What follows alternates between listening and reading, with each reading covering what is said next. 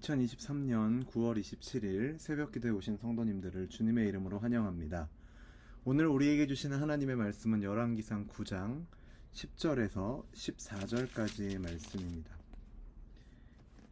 제가 가진 성경으로 구약성경 528면에 있는 열왕기상 9장 10절에서 14절까지의 말씀을 제가 봉독하겠습니다. 솔로몬이 두 집 곧 여호와의 성전과 왕궁을 20년 만에 건축하기를 마치고 갈릴리 땅의 성읍 20곳을 히람에게 주었으니 이는 두로왕 히람이 솔로몬에게 그 온갖 소원대로 백향목과 잣나무와 금을 제공하였습니다. 히람이 두로에서 와서 솔로몬이 자기에게 준 성읍들을 보고 눈에 들지 아니하여 이르기를 내 형제여 내게 준 이 성읍들이 이러한가 하고 이름하여 가불 땅이라 하였더니 그 이름이 오늘까지 있느니라. 히람이 금 120달란트를 왕에게 보내었더라. 아멘.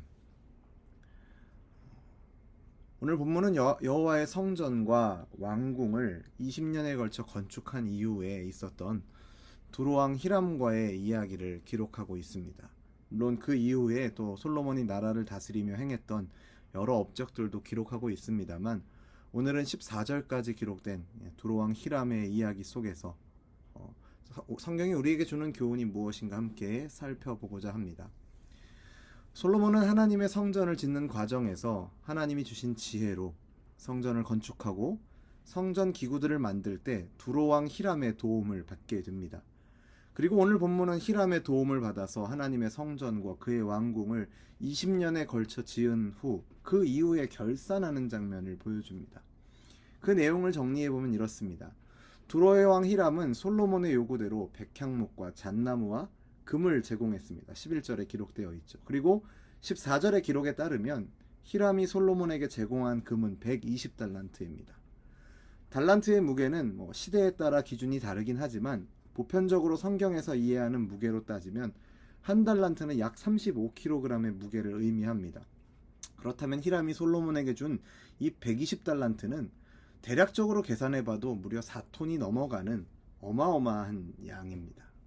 솔로몬은 이와 같이 많은 양의 금으로 성전과 자신의 궁을 치장하고 또 그 안에서 사용하는 도구들을 만들었습니다. 9장부터 10장에 여러 번 언급되는 금 이야기를 통해서 얼마나 솔로몬의 나라가 부유한 나라가 되었는지, 하나님의 축복으로 그들이 얼마나 번영하게 되었는가를 우리는 상징적으로 보게 됩니다. 그런데 오늘 본문으로 읽은 이 이야기는 조금 이상합니다. 제가 내용을 정리하다가 중간에 달란트 이야기로 빠졌는데요. 다시 이어서 정리를 해보면 그렇게 두로왕 히람이 백향목과 잣나무와 금 120달란트를 제공해 주어서 성전과 왕궁의 공사를 잘 마친 후에 솔로몬은 그에 대한 답례로 갈릴리 땅의 성읍 20곳을 히람에게 주었다라고 기록을 하고 있습니다. 그리고 히람은 두로에서부터 그 갈릴리 땅으로 와서 솔로몬이 자기에게 준 성읍들을 와서 보고는 눈에 들지 않아서, 마음에 들지 않아서 그 땅의 이름을 가불 땅이라고 이름을 붙입니다. 이 이름의 뜻은 쓸모없는 땅이라는 것이죠. 분명 처음 성전을 짓기 시작하는 과정에서는 히람과 솔로몬의 관계는 전략적이면서도 좋은 동역의 관계였습니다. 그런데 20년이라는 시간이 지나면서 이들의 관계는 뭔가 달라져 있는 것처럼 보입니다. 히람은 솔로몬에게 귀한 것을 주었지만 솔로몬은 그 대가로 히람에게 쓸모없는 땅을 주었습니다. 요즘식 표현으로 하면 솔로몬은 지금 갑질을 하고 있는 것이죠. 왜냐하면 당시 솔로몬이 통치하던 이스라엘은 하나님이 주신 복으로 부강한 나라가 되었고 히람이 통치하던 두로는 그 솔로몬의 통치 아래에 있었기 때문입니다. 그런 상황 속에서 솔로몬은 폭력적인 수준으로 권력을 남용하는 간교하고 비열한 모습을 보여주고 있는 것이죠. 아무리 좋게 보아주려고 해도 솔로몬의 이러한 행동은 도저히 좋게 봐줄 수 없는 행동입니다. 요즘 세상에서도 어떤 회사나 기업이 같이 일하는 회사, 또 게다가 하청을 주는 회사에 이런 식으로 갑질을 하면 논란이 될 것이 뻔합니다. 물론 그렇게 갑질을 하는 입장에서는 더 많은 이익을 남겼다고, 성공했다라고 스스로 칭송할지는 모르겠습니다만 솔로몬은, 그리고 이스라엘은 불의한 이익을 위해서 이와 같은 행동을 해서는 안 되는 나라였습니다. 왜냐하면 그들은 하나님의 백성이고 이스라엘은 하나님의 나라였기 때문입니다. 그 나라의 왕은 하나님이시기 때문입니다. 오늘날도 마찬가지 아닐까요? 어떤 성도가, 어떤 신자가 사업을 운영하고 있다고 생각을 해보십시오. 근데 솔로몬이 하고 있는 것처럼 상대방을 향해서 합당한 보상이 아닌 아무것도 아닌 것을 줄 때, 갑질을 하게 될 때 그 행동을 통해서 상대방은 저 신자라고 하는 사람이, 믿는다라고 말하는 사람이 갑질을 하는데, 그가 추구하는 하나님의 나라도 그가 나에게 보상해 준 것처럼 아무것도 아닌 것으로 여기게 될 수 있다라는 것입니다. 마태복음 5장 16절에서 우리 주님이 말씀하셨던 이같이 너희 빛이 사람 앞에 비추게 하여 라는 말씀을 정확하게 반대로 행하는 것이 되는 것이죠. 바로 그런 행동을 솔로몬은 저지르고 있는 것입니다. 지금까지 제가 말씀드린 부분은 어쩌면 윤리적인 측면에서의 문제라고 할 수도 있을 것입니다. 이것은 신앙적인 측면이 아니더라도 윤리적인 측면에서도 문제가 되는 것이죠.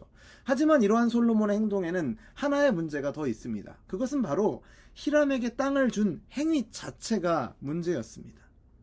물론 그 땅이 히람이 평가한 대로, 히람이 봐도 별로 쓸모없는 땅처럼 여겨진다 하더라도 솔로몬이 히람에게 넘겨주기로 한 갈릴리의 20개 성읍은 하나님께서 이스라엘 백성에게 선물로 주신 약속의 땅입니다.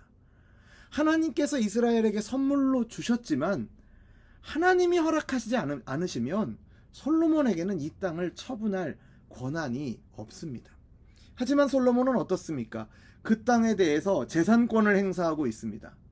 우리는 이 사건을 통해서 솔로몬의 권력이 부패하고 있다는 것을 보게 됩니다. 솔로몬의 타락은 앞으로 보게 될 11장부터 언급이 본격적으로 되지만 이미 오늘 본문에서도 이미 엿볼 수 있는 것이죠. 어제 제가 새벽에 말씀을 전하면서도 솔로몬은 자기가 이루기를 원하는 것은 모두 마쳤지만 그에게 더 중요한 것은 하나님이 원하시는 것을 행하는 순종이라고 말씀을 드렸습니다. 그런 측면에서 솔로몬은 이 땅을 하나님이 나에게 주시고 이 땅을 우리 이스라엘에게 주신 것에 대한 그 뜻을 잘 알지도 못하고 그 뜻을 구하지도 따르지도 않고 지금 자기가 하고 싶은 대로 행하는 모습을 보여주고 있는 것이죠. 그렇게 행하는 중심에 재물이 있습니다. 잠언 8장에 가보면 이런 말씀이 있습니다. 나를 가난하게도 마옵시고 부하게도 마옵시고 오직 필요한 양식으로 나를 먹이시옵소서. 혹 내가 배불러서 하나님을 모른다 여호와가 누구냐 할까 하오며 혹 내가 가난하여 도둑질하고 내 하나님의 이름을 욕되게 할까 두려워함이니이다 라는 말씀이 있습니다. 우리가 일상생활을 하는데 없어서는 안 되는 것이 재물입니다. 필요합니다.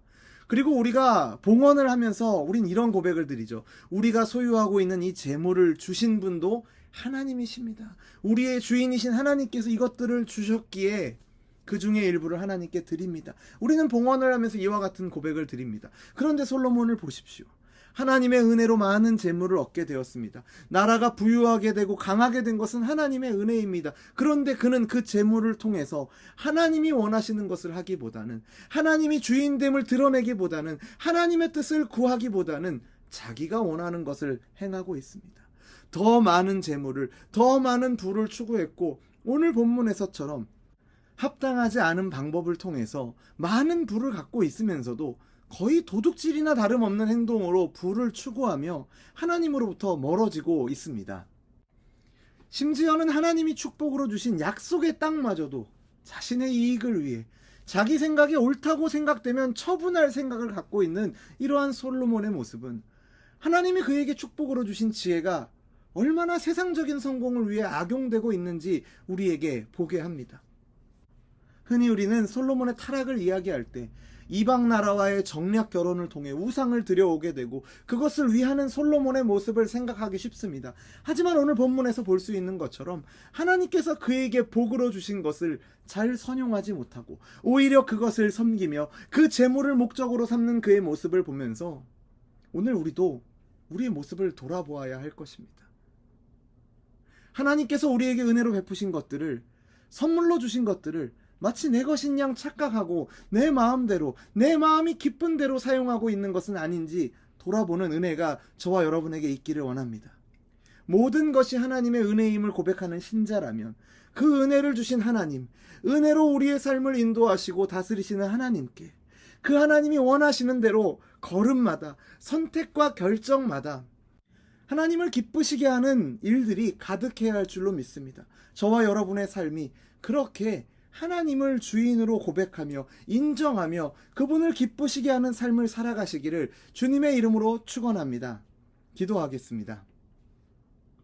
사랑과 은혜가 풍성하신 하나님 아버지, 말로 다 표현할 수 없는 큰 사랑과 은혜로 우리의 삶을 채우시고 인도하여 주심을 감사드립니다. 오늘 말씀을 통하여 먼저는 겸손히 우리의 모습을 돌아볼 수 있도록 우리를 인도하여 주시기를 간절히 원합니다.